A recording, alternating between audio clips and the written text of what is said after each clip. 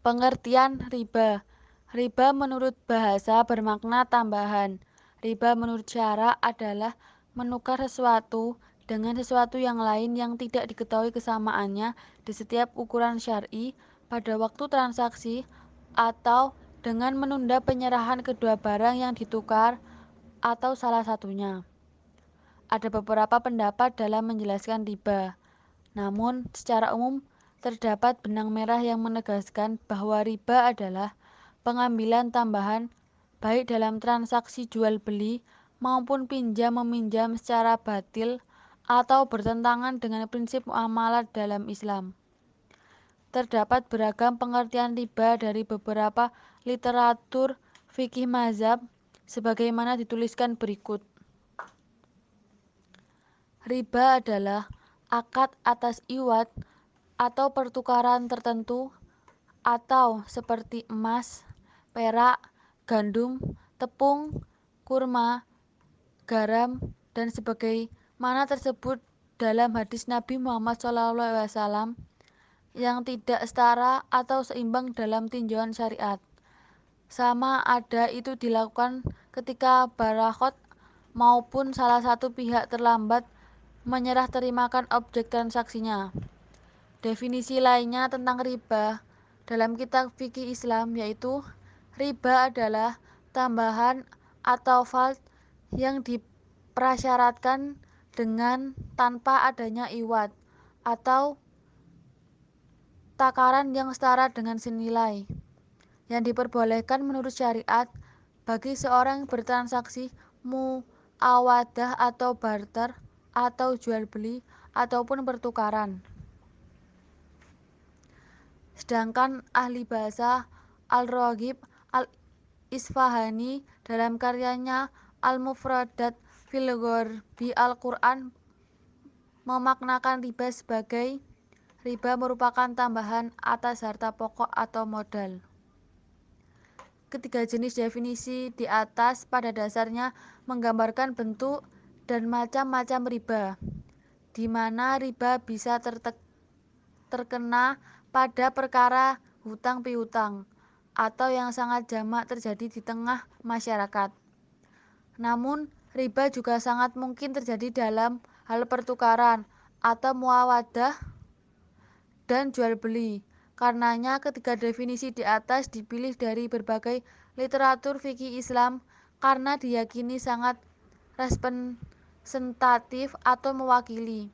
Ketika riba ingin didefinisikan secara jami, mani sebagaimana diisyaratkan dalam ilmu logika atau mantik. Jenis-jenis riba dan harta-harta ribawi. Jenis-jenis riba. Yang pertama riba fard. Riba fard adalah tambahan yang disyaratkan dalam tukar-menukar barang yang sejenis. Jual beli ini disebut juga sebagai barter tanpa adanya imbalan untuk tambahan tersebut. Hal dijelaskan dalam hadis sebagai berikut. Rasulullah SAW bersabda, transaksi pertukaran emas dengan emas harus sama takaran, timbangan, dan tangan ke tangan atau tunai. Kelebihannya adalah riba, perak dengan perak harus sama takaran dan timbangan dan tangan ke tangan atau tunai. Kelebihannya adalah riba, tepung dengan tepung harus sama takaran, timbangan dan tangan ke tangan atau tunai. Kelebihannya adalah riba, korma dengan korma harus sama takaran, timbangan dan tangan ke tangan tunai. Kelebihannya adalah riba, garam dengan garam harus sama takaran, timbangan dan tangan ke tangan atau tunai. Kelebihannya adalah riba. Hadis riwayat Muslim. Yang kedua, riba aliyat adalah riba dalam jual beli atau yang terjadi dalam penukaran. Penukaran tersebut terjadi tanpa adanya kelebihan. Namun, salah satu pihak yang terlibat meninggalkan akad sebelum terjadi penyerahan barang atau harga.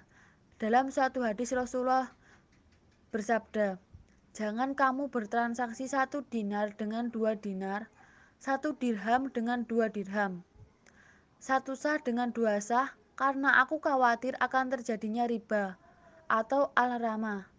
Seorang bertanya, wahai Rasulullah, Bagaimana jika seorang menjual seekor kuda dengan beberapa ekor kuda dan seekor unta dengan beberapa seekor unta?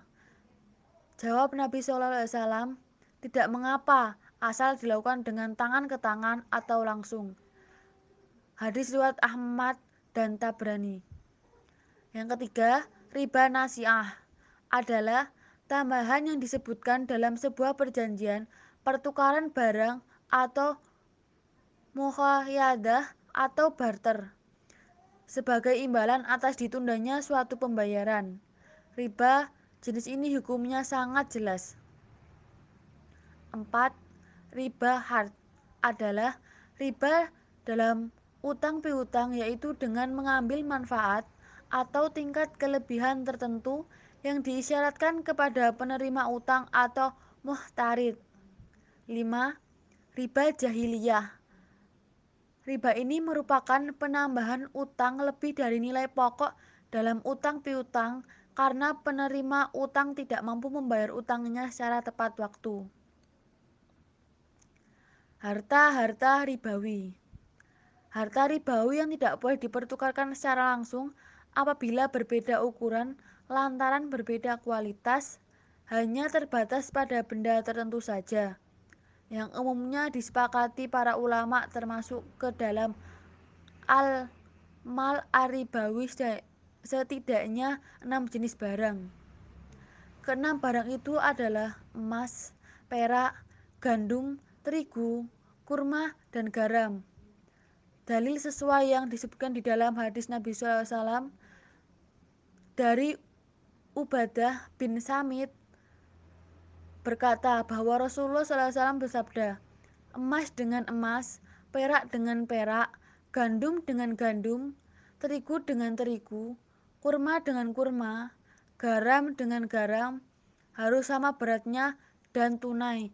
Jika jenisnya berbeda, maka juallah sekehendakmu, tetapi harus tunai. Hadis riwayat Muslim. Dari dalil di atas, maka tukar menukar sesama jenis harta dari salah satu ke 6 harta itu menjadi haram kalau beda ukuran. Bahaya dan ancaman riba. Memakan riba maksudnya adalah mengambil dan menerima riba.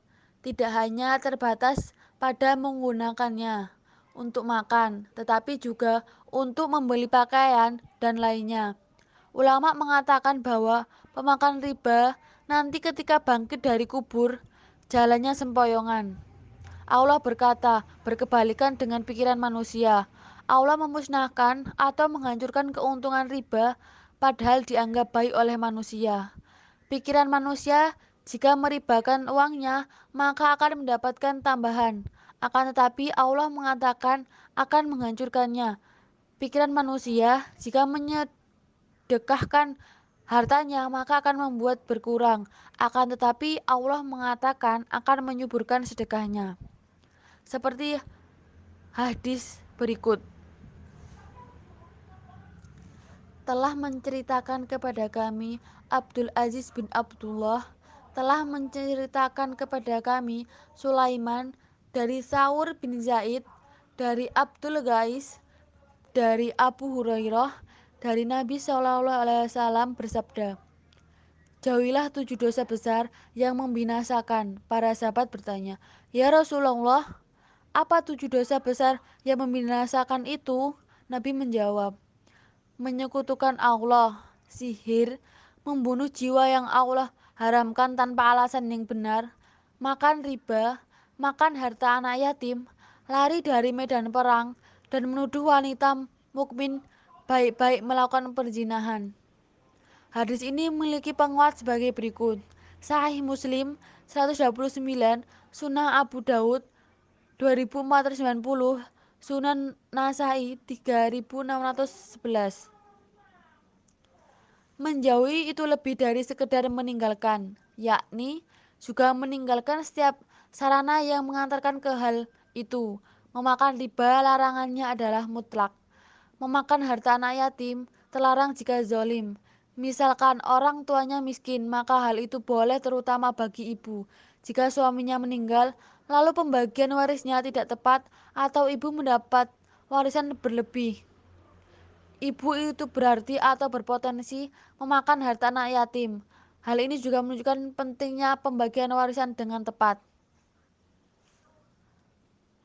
Ada sebuah hadis yang berbunyi dari Jabir, Rasulullah melaknat orang yang memakan riba, nasabah riba, juru tulis dan dua saksi transaksi riba. Nabi bersabda, mereka itu sama. Hadis riwayat Muslim. Laknat artinya adalah dijauhkan dari kasih sayang Allah Subhanahu wa taala atau tidak Allah sayangi. Kaidah dalam masalah ini yaitu setiap perbuatan yang ditakut-takuti atau diancam dengan laknat adalah dosa besar.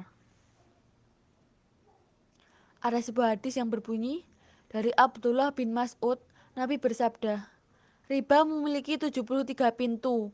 Dosa riba yang paling ringan itu semisal dosa menjinai atau mencutubuhi ibu sendiri.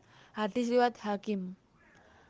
Dan terakhir ada hadis yang berbunyi dari Abdullah bin Hanzalah, Rasulullah bersabda, satu dirham uang riba yang dinikmati seseorang dalam keadaan tahu bahwa itu riba, dosanya lebih jelek daripada berzina 36 kali. Hadis riwayat Ahmad. Sebab-sebab pelarangan riba. Riba merupakan perbuatan yang diharamkan dalam Islam.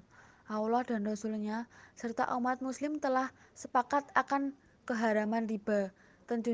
Tentunya keharaman ini memiliki beberapa sebab yang mengandung mafsadah atau kerusakan yang berakibat pada kebinasaan. Mengenai keharaman riba, Allah Subhanahu wa taala telah berfirman dalam surat Ali Imran ayat 130. Ya ayyuhalladzina amanu la taqulu riba ad'afa mudha'afa wattaqullaha la'alakum tuflihun.